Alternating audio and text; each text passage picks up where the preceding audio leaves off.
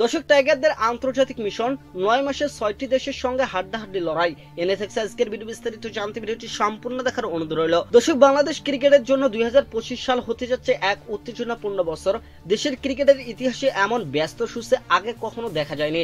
আগামী ৯ মাসে বাংলাদেশ ক্রিকেট দল ৬টি দেশের বিপক্ষে সিরিজ খেলতে যাচ্ছে, যার মধ্যে রয়েছে কিছু শীর্ষস্থানীয় দল এবং কিছু নতুন চ্যালেঞ্জ। দর্শক, চ্যাম্পিয়ন ট্রফির ব্যর্থ মিশন শেষে ক্রিকেটাররা এখন খেলছে ঘরোয়া লিগে। ঘরের মাঠে জিম্বাবুয়ে সিরিজ দিয়ে এই মাসে শুরু হতে যাচ্ছে নাজমুল হোসেন শান্তদের ব্যস্ততা। এরপর নভেম্বর পর্যন্ত প্রত্যেক মাসেই কোনো না কোনো ম্যাচ খেলবে টাইগার বাহিনী। আসুন দেখে নেই কেমন হবে বাংলাদেশে এই ব্যস্ত ক্রিকেট বছর। দর্শক, বাংলাদেশ ক্রিকেট ক্যাম্প শুরু করবে এপ্রিলে, যখন জিম্বাবুয়ের বিপক্ষে ঘরে মাঠে ২ ম্যাচের টেস্ট সিরিজ অনুষ্ঠিত হবে। এই সিরিজে টাইগাররা নিজেদের শক্তি প্রমাণ করতে চাইবে এবং জিম্বাবুয়ের বিপক্ষে একটি শক্তিশালী শুরুর অপেক্ষা করছে টাইগার বাহিনী।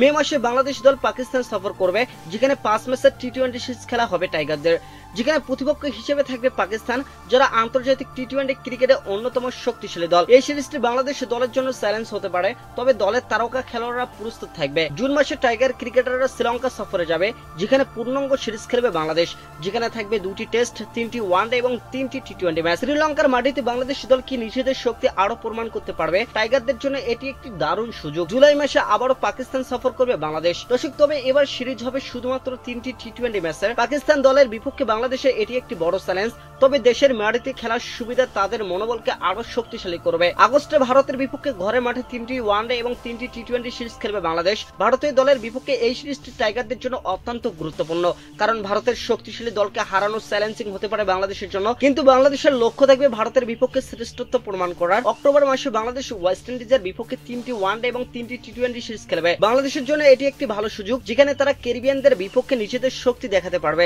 নভেম্বরের শেষে সিরিজ হবে আয়ারল্যান্ডের বিপক্ষে।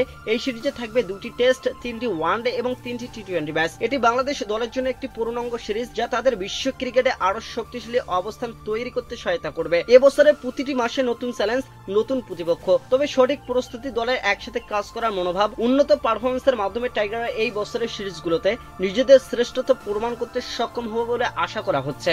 দর্শক, ক্রিকেট প্রেমী বাংলাদেশিদের জন্য এটি একটি উত্তেজনাপূর্ণ সময় হতে চলেছে।